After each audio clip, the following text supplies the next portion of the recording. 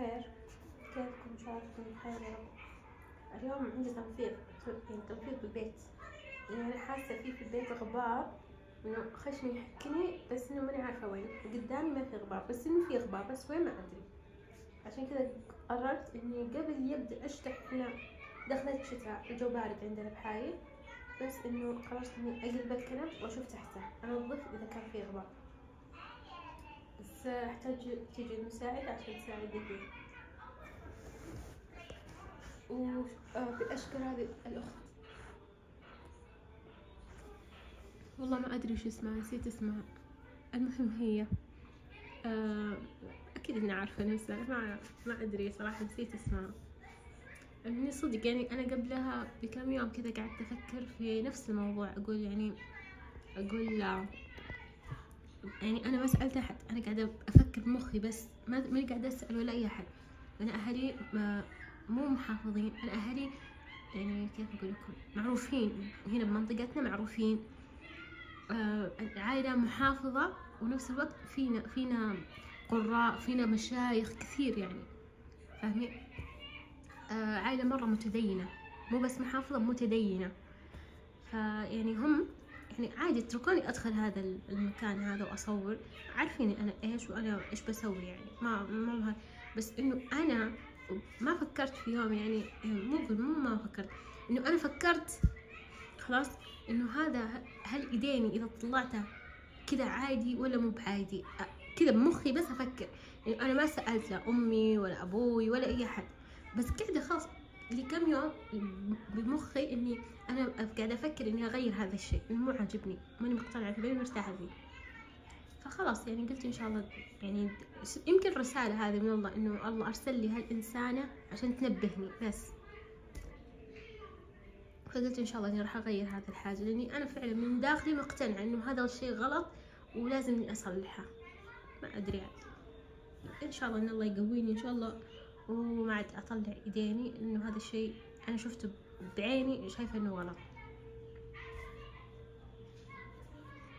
باقي نص ساعة ربع ساعة كذا وتجي العاملة، لأنه في شغل، في اليوم شغل قبل يبدأ الشتاء، لازم نخلص هذا الشغل، عشان جا الشتاء ما راح يمدينا نخلص الصدق.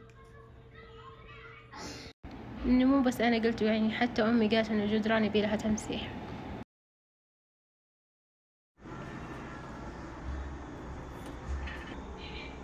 طبعا يعني ما في كثير وصايخ، عشان كذا ما راح أشتغل فيه كثير.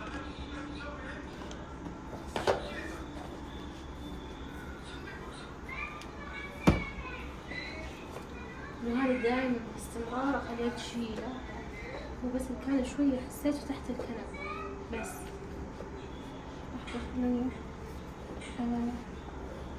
أحس هذا بينه حكي اللي بالأرض، النقاط السوداء ذي.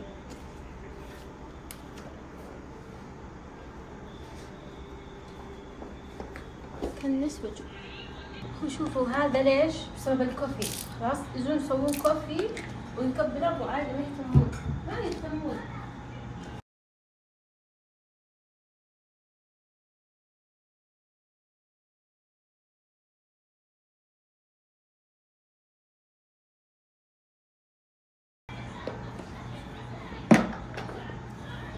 المحل هذه هنا مفروض في سلة البيع. ايش اللي يصير؟ احطها، شفتوا هذه الكوفيات هذه، يجون يصبون منها، تنكب في الارض، تعدم الدنيا، كل شيء ينعدم حرفيا. صراحة انا قاعدة افكر اشيل هذه واحطها هناك، اجيب التلفزيون على شوي هنا واحطه هناك. ما ادري، احس هنا موقعه مرة مو حلو، لانه عندنا بالدور الثاني واحد اكبر من هذا مرة كبير، وهذا يعني عشان امي تحت مستقرة، فامي ما تقدر تطلع فوق، فهنا حاطينه له. فانا الظاهر اني راح احطه هناك. خلاص كذا بعد ما خلصته احط هذا الديتول. مع انه اسبوعيا يتنظف، اسبوعيا هذا بس عشان قريب من باب الشارع فيدخل غبار. بوريكم مدخل الرجال كله غبار، كله بسبب الغبار اللي يدخل من الشارع. خلينا خليني امسح اسمه اساس وجهي. شوفوا هذه المناديل انا مشتريتها من ابو 5، بس اضيف فوقها كلوريكس، اضيف فوقها ديتول، فتصير استخدامها مره سهل يعني، فاهمين؟ شو كيف صار كذا الحين بعد ما نظفته. خلاص برجع على الدولاب. شوفوا كيف اساس نفس اللي هناك من شوي، بس شوفوا كيف هذه يعني تنظف لكم اياه لانه فيها كلوريكس.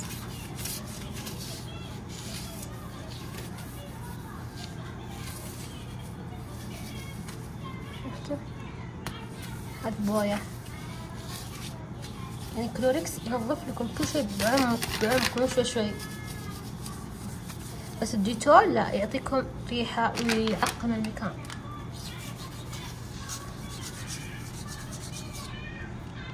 الحين بضيف ديتول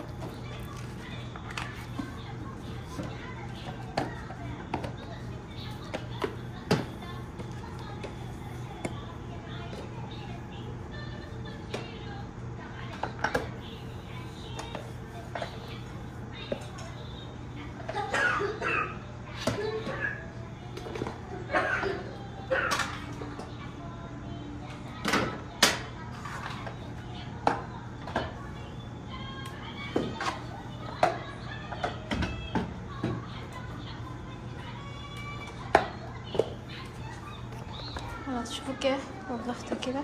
شوفوا هنا مرة غبار بسبب الأرضية، مع إني أسدها بس يجي هوا قوي ويشيله هذه السدادة. فالحين إحنا الظاهر إنه بنحط شو اسمه بنحط الحديد عشان ما تشيل السدادة. الحين انتم الكرام اللي شايفينه هالمنظر ذا يجوا من الدوامات وخلاص وراهم ما حد يرتب. ايش نسوي الأطفال؟ الحين بأشيل هذا وأرجع لكم. صراحة أنا ما نفضتهن عشان أبغى أكنسهن، لأنه تحت فيها بسطة وسخ، وأنا منظفة شو اسمه تحت الكنب، فما بيرجع الوسخ مرة ثانية. بكنس الحين وبرجع لهذا وأكنسها بعدها. خلاص شوفوا كيف بعد ما كنستها بس كنيس، ما شو اسمه ما مسحتها بس تكنيس. اوكي راح الحين أمسح بالديتول بعد. خلاص انه خف الشغل كذا، يصير بس التمسيح وفرش السجاد وارجع اكنسه مرة ثانية. خلاص شوي مسحته لحظات بس يجف الديتول وفرش الفرشة. الحين بنظف هنا فوق الطاولة. هذه الطاولة أنا صدق أنا قلت لكم إني أنا بقرر أحط لها قزازة من فوق، قزازة من فوق يصير شكله زي القديم، فاهمين؟ خلاص بجي هنا وبنظف هذا. أنا كنت هنا حاطة لحظة، كنت حاطة هنا شو اسمه هذا ستيفيا محلي، هذا شاهي وهذا اللي ورا بكبها لأنه ما جازت لنا.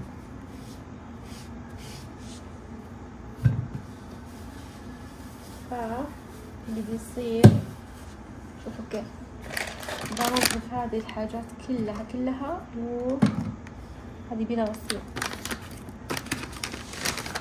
شفتوا فأقول لكم كنت بغيرها هذه بعدين أبوي خرجنا، يعني انتوا بس تغيرون فخلاص نخرجنا أنا وأمي السلك، يعني قلنا ما راح نغير شيء بس بنجيب قزازة ونحطها على الوجه. العام اشتريتها مو هالسنة العام، وكانت يعني صراحة كانت يعني أحسن شيء اشتريته، بس إنه مشكلته إنها تتخدش بساعة،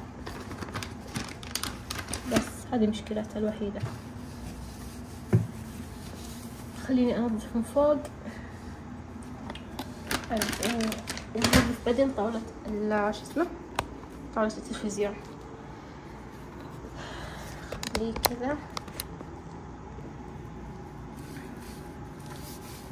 هذا المفروض اني اغسله الاسود. تدرون اني انا من تقريبا فترة طويلة ما غسلته، انا من النوع اللي كل شيء غسله ما اخلي شيء ما غسله، فما ادري انا غسله متى، الاسبوع هذا نهايته ممكن اغسلها. يعني هذه بأشيلها صراحة اللي ما يستخدمونها، بنفس الوقت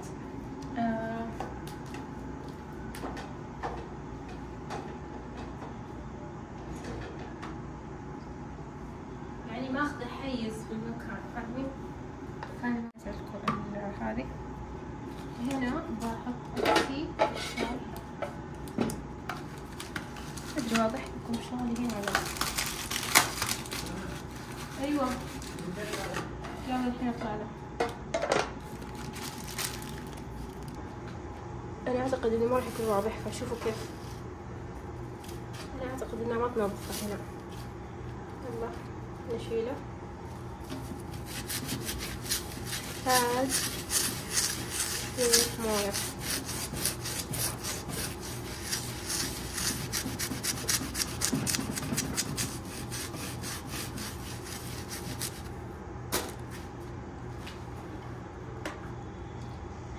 خلوه أشيل هذا وأجيب. شوفوا أنا حطيت عليها موية حارة عشان يبوش، عشان أقدر أمسحها.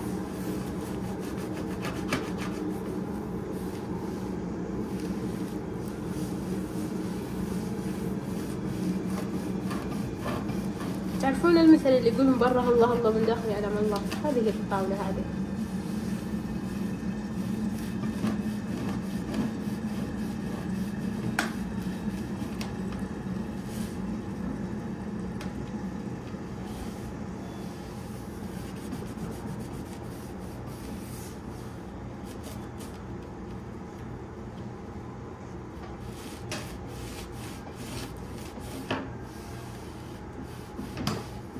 المفروض اني نظفتها قبل لا انظف الارضية، لانه واضح ان الارضية انعدلت للاسف.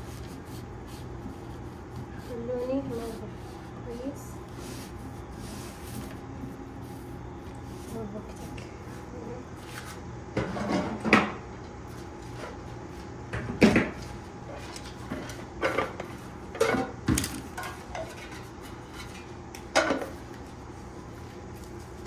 بدأت تلملم عفشة. عندنا عاملة بس انه مجرد تجي تقعد تراكب ما ادري وش وراه، ما ادري وش بتلحق عليه.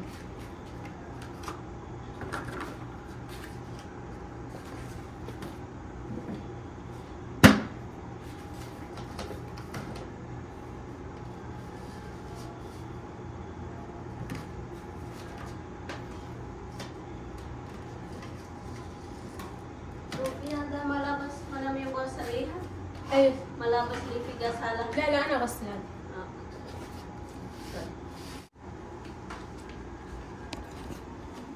ايش بسوي هنا؟ انا حد بالي اصور، انا قاعدة اصور.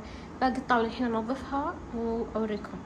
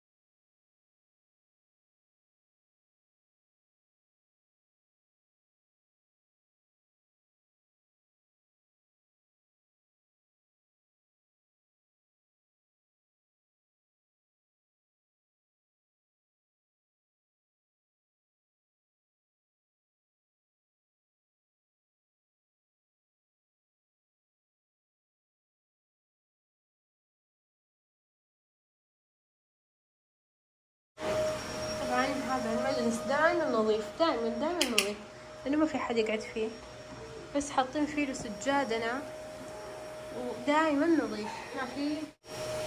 هذا المدخل نظيف زي ما شفتوا، نظفناه. وهذيك أنا اخترعته لأنه الجذابة والكرامة ما صارت تكفي. أوكي.